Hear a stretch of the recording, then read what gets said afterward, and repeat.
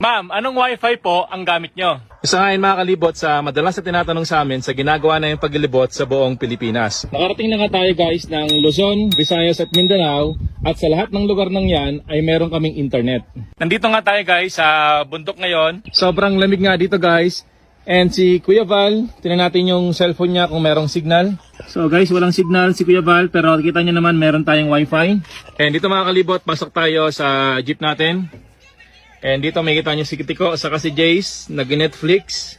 And doon sa kwarto naman si Dean ay nag-homeschooling. Ito nga guys ang sekreto namin sa pagka-travel namin.